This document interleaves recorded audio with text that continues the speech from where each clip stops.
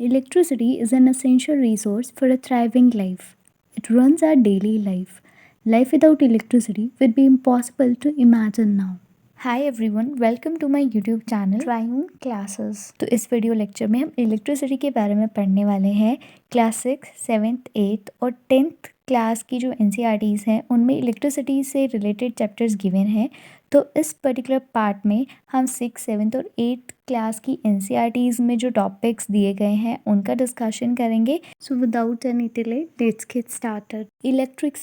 Electric cell वो device है जो केमिकल एनर्जी को इलेक्ट्रिकल एनर्जी में कन्वर्ट करता है। इसके दो टर्मिनल्स होते हैं जो कि मेटल के ही बने होते हैं। एक टर्मिनल पॉजिटिव होता है तो वहीं दूसरा टर्मिनल नेगेटिव होता है।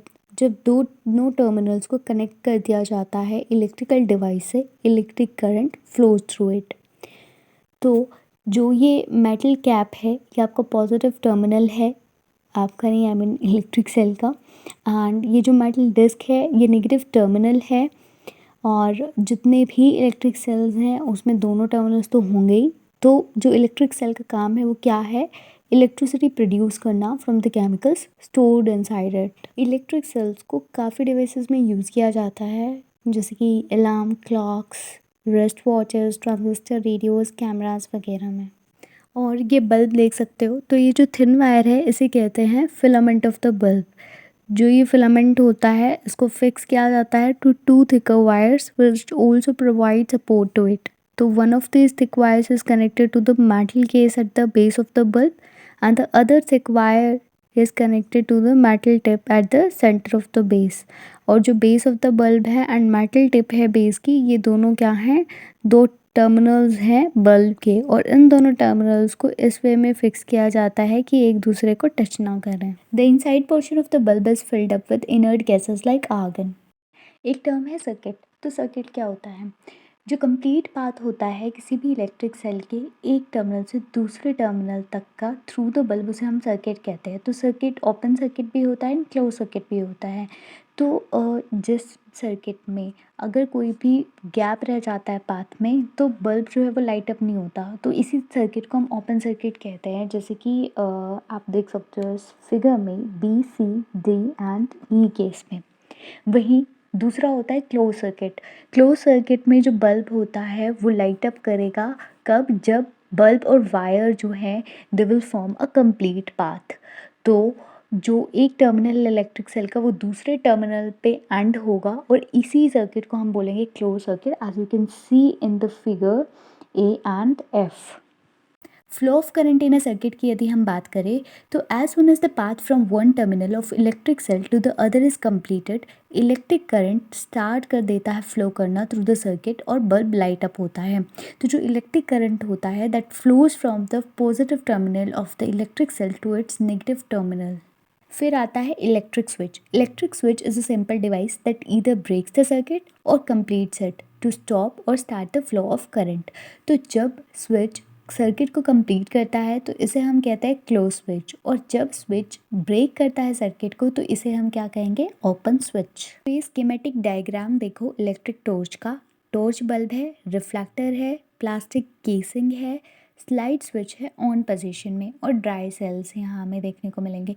तो जो इलेक्ट्रिक टॉर्च है ना उसमें एक या एक से ज़्यादा ड्राई सेल्स होते हैं या फिर इलेक्ट्रिक सेल्स कह लीजिए, which acts as the source. और जब इन सेल्स को हम कनेक्ट करेंगे through a switch to a small bulb और स्विच को पुश करेंगे ऑन पोजीशन में तो सर्किट कंप्लीट होगा और बल्ब ग्लो करेगा। बट वहीं जब हम इसको ऑफ पोजीशन में पुश करेंगे स्विच को तो सर्किट इनकम्प्लीट रहेगा और जो करंट है वो फ्लो नहीं करेगा through the circuit and the light goes out. Electric conductors and insulators की अगर हम बात करते हैं तो कंडक्टर ऑफ इलेक्ट्रिसिटी का मतलब क्या है कि वो मटेरियल जिनसे इलेक्ट्रिक करंट पास होता है उन्हें हम बोलते हैं कंडक्टर ऑफ इलेक्ट्रिसिटी, जैसे कि की हो गई। वहीं जो इंसुलेटर होता है इलेक्ट्रिसिटी का उसकी यदि बात करें तो इंसुलेटर वो मटेरियल होते हैं जो इलेक्ट्रिक करंट को पास नहीं होने देते उसके थ्रू, जैसे कि रबर बैंड, प्लास्टिक पेन।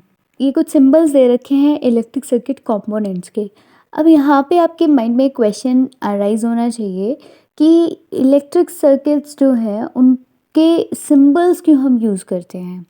तो क्या है ना कि इलेक्ट्रिक सर्किट जब भी हमें बनाना हो तो अगर हम सेल बनाने चलेंगे, बैटरी बनाने चलेंगे, स्विच, बल्ब, इनकी एक्चुअल ड्राइंग बनाने चलेंगे तो हमारा बहुत ज़्यादा टाइम वेस्ट होगा और डिफ़िकल्ट भी रहेगा हमारे लिए वो ड्रॉ करना। तो इस करके साइंटिस्ट ने एक ईज़ी मेथड डिवाइस किया कि हम सिंबल्स की हेल्प से जो कंपोनेंट है इलेक्ट्रिक सर्किट के वो रिप्रेजेंट करेंगे। ये ड्रॉ करने के लिए भी ईज़ी रहेंगे और हमारा टाइम भी कंज्यूम नहीं होगा। फिर है कॉम्बिनेशन ऑफ इलेक्ट्रिक सेल्स। तो जब भी हमें ज़्यादा वोल्टेज चाहिए होती है हम सेल्स को सीरीज़ में कनेक्ट कर देते हैं, कंबाइन कर देते हैं। किसी भी एक सेल का जो पॉजिटिव टर्मिनल होगा दूसरे सेल के नेगेटिव टर्मिनल से जब हम उसको ज्वाइन करते हैं सीरीज़ में तो वो कहलाती है battery. So a battery can be defined as the group of cells join together in a series. For example torch वगैरह। काफ़ी सारे डिवाइसेस ऐसे होते हैं जिनमें cells are not placed one after the other, जैसे कि टीवी रिमोट कंट्रोल हो गया। तो उसमें हम सेल्स को कैसे रखते हैं, एक दूसरे के पैरेलल में रखते हैं और इसे जो है पैरेलल ही कहा जाता है और ये भी हमारी बैटरी ही होती है। These are the cell holders and ये इलेक्ट्रिक सर्किट का सर्किट डायग्राम, ये वाला भी सर्किट डायग्राम ही है। अब है heating effect of electric current. तो किसी भी इलेक्ट्रिक डिवाइस में अगर हीट की प्रोडक्शन होती है due to the flow of electric current, इसे हम कहते हैं heating effect of electric current. So ये इलेक्ट्रिक हीटर देख सकते हो, it is used for cooking. And जो ये कॉइल ऑफ वायर आप देख रहे हो इसे हम कहते हैं एलिमेंट। तो जब भी हम इन अप्लायंसेस को, मान लो इलेक्ट्रिक हीटर हो गया, रूम हीटर हो गया, स्विच ऑन करते हैं after connecting to the electric supply, तो जो एलिमेंट है ये रेड हॉट हो जाता है, गिव आउट हीट, और इसी इफेक्ट को हम क्या बोलते हैं, heating effect of electric current. तो the amount of heat produced in a wire depends on its material, length and thickness. और हीटिंग इफेक्ट के एप्लीकेशंस की यदि हम बात करते हैं तो for the production of light, जो हीटिंग इफेक्ट है ये यूटिलाइज किया जाता है इलेक्ट्रिक बल्ब में। तो you can see this incandescent bulb. Fuses देख सकते हो, ये वाले फ्यूज़ यूज़ होते हैं बिल्डिंग्स में और ये वाले फ्यूजेस यूज़ होते हैं इलेक्ट्रिकल अप्लायंसेस में। तो फ्यूज़ होता क्या है, वो सेफ्टी डिवाइस जो हीटिंग इफेक्ट ऑफ करंट पे वर्क करता है, प्रिवेंट करता है इलेक्ट्रिक फायर से, या इलेक्ट्रिकल अप्लायंसेस में जो कोई डैमेज होता है एक्सेसिव फ्लो ऑफ करंट की वजह से उनसे भी प्रिवेंट करे, ऐसे सेफ्टी डिवाइस को कहा जाता है electric fuse. Heating effect of the electric current तो हमने जान लिया। Magnetic effect of electric current क्या होता है, तो जब इलेक्ट्रिक करंट पास किया जाता है थ्रू अ वायर, तो जो करंट कैरिंग वायर होती है वो मैग्नेट की तरह बिहेव करती है। इसी फिनोमेनन को हम मैग्नेटिक इफेक्ट ऑफ करंट कहते हैं। इसे डिस्कवर किया गया था by a scientist Hans Christian Oersted, who found that when an electric current is passed in a wire, तो जो कंपास निडल होती है वो डिफ्लेक्ट होती है उसकी नॉर्थ साउथ पोजीशन से। इलेक्ट्रिक करंट को मैग्नेट्स बनाने के लिए भी यूज़ किया जा सकता है। ऐसी मैग्नेट्स को हम इलेक्ट्रोमैग्नेट्स कहते हैं। Electromagnet works on the magnetic effect of current. Electromagnet में coil होती है of insulated wire wrapped around a piece of iron, as you can see from the diagram, which is magnetized only when an electric current is passed through the coil। तो जब current pass होगा through the coil, magnetic effect produce होगा और यही magnetic effect iron rod को magnetise करेगा and this is how जो iron rod है वो इलेक्ट्रोमैग्नेट बनेगी। तो जो इलेक्ट्रोमैग्नेट की मैग्नेटिज्म है वो तब तक रहेगी जब तक कि करंट उसमें फ्लो करता है कॉयल में। अगर हम उस करंट को ऑफ कर देते हैं तो जो मैग्नेटिज्म है आयरन रोड से वो चला जाएगा and iron rod will no longer behave like an electromagnet. इन मैग्नेट्स का यूज़ किया जाता है इलेक्ट्रिकल अप्लायंसेस में, जैसे कि इलेक्ट्रिक फ़ैन में, इलेक्ट्रिक मोटर में, या फिर ये इलेक्ट्रिक बेल देख सकते हो इसमें। फिर है chemical effects of electric current. The passage of an electric current through a conducting solution causes the chemical reaction. The resulting effects are called chemical effects of current. Electroplating is such an example. Electroplating क्या है? The process of depositing a layer of any desired metal on another material by means of electricity is known as electroplating. So it is one of the most common applications of chemical effects of electric current. ये हम already discuss भी कर चुके हैं। Electroplating बहुत ही useful process है। इसको हम इंडस्ट्री में यूज़ करते हैं widely for coating metal objects with a thin layer of different metal.